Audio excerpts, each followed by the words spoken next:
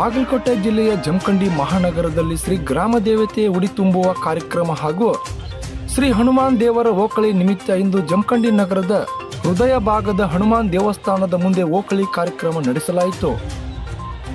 ಓಕಳಿ ಕಂಬ ಏರಿ ಜಯಶಾಲಿಯಾದ ಶ್ರೀ ರಮೇಶ್ ಟಕ್ಕಳಕಿ ಅವರನ್ನು ಸನ್ಮಾನಿಸಿ ಕಾರ್ಯಕ್ರಮ ಭಾರಿ ಅದ್ದೂರಿಯಾಗಿ ನಡೆಸಲಾಯಿತು. ಅನಾದಿ ಕಾಲದಿಂದಲೂ ನಡೆದುಕೊಂಡ ಬಂದ ಪದ್ಧತಿ. ದೇವರು ಮಳೆ ಬೆಳೆ ಎಲ್ಲರಿಗೂ ಆಯುಷ್ಯ ಆರೋಗ್ಯ ಭಾಗ್ಯವನ್ನು ಕೊಟ್ಟು ಕಾಪಾಡಲಿ ಎಂದು ಹನುಮಾನ್ ದೇವಸ್ಥಾನದಲ್ಲಿ ಪೂಜಾ ಕಾರ್ಯಕ್ರಮಗಳನ್ನು ನೆರವೇರಿಸಿ ಓಕುಳಿಯನ್ನು ನಡೆಸಲಾಯಿತು.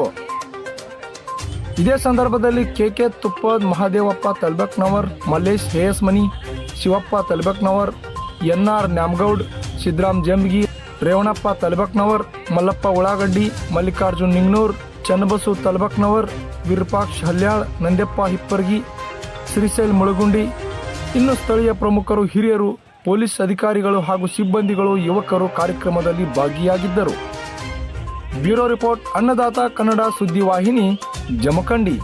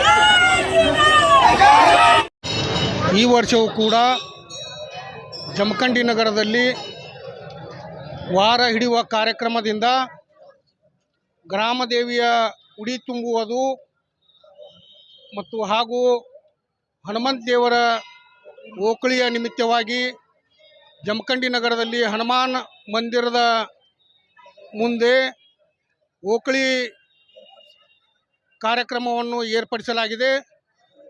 ಕಾರಣ ನಿನ್ನೆ ನೀರೋಕಳಿಯಾಗಿರುತ್ತದೆ, ಇವತ್ತು ಹಾಲೋಕಳಿ. ರವಿವಾರ ದಿನಾಂಕ 14/7/2024 ಹಾಲೋಕಳಿಯನ್ನು ಅದ್ಧೂರಿಯಾಗಿ ಆಚರಿಸಿದ್ದೇವೆ. ಇದರ ಮೂಲ ಕಾರಣ, ಓಕಳಿಯನ್ನು ಆಚರಿಸುವ ಮೂಲ ಕಾರಣ, ಹಿಂದೆ ಐತಿಹಾಸಿಕ ಒಂದು ಚರಿತ್ರೆ ಇದೆ. ಇದಕ್ಕೆ ಹನುಮಾನ್ ದೇವರು ಸಮುದ್ರದಲ್ಲಿ ಹಾರಿ ಹೋಗುವಾಗ ಮಧ್ಯದಲ್ಲಿ ರಾಕ್ಷಸಿನಿ ಬಂದು ಹನುಮಂತ ದೇವರ ಮತ್ತು ರಾಕ್ಷಸಿನಿಯರ ಮಧ್ಯೆ ಜಗಳವಾಗುತ್ತದೆ. ಆ ಜಗಳದಲ್ಲಿ ಭಯಂಕರ ಬೆವರಿನಿಂದ ಹನುಮಾನ್ ದೇವರು ಆ ಬೆವರು ಹನಿ ಸಮುದ್ರದಲ್ಲಿ ಬೀಳುವುದರಲ್ಲಿ ಮೊಸಳೆಯ ಬಾಯಲ್ಲಿ ಆ ಬೆವರು ಹನಿ ಬಿದ್ದಿದ್ದರಿಂದ ಆ ಮೊಸಳೆಯ ಬಾಯಲ್ಲಿ ಬೆವರ ಹನಿ ಬಿದ್ದ ಕಾರಣ ಅಲ್ಲಿ ಮೊಸಳೆಯು ಗರ್ಭಧಾರಣೆಯಾಗುತ್ತದೆ. ಗರ್ಭಧಾರಣೆಯಾದ ನಂತರ ಆ ಮೊಸಳೆಯು ಒಂದು ಮಗುವಿಗೆ ಜನ್ಮ ನೀಡುತ್ತದೆ. ಆ ಜನ್ಮ ನೀಡಿದ ಮಗುವಿನ ಹೆಸರು ಏನೈತ್ರಿ ಅದು ಅಲ್ಲ ಹಾಂ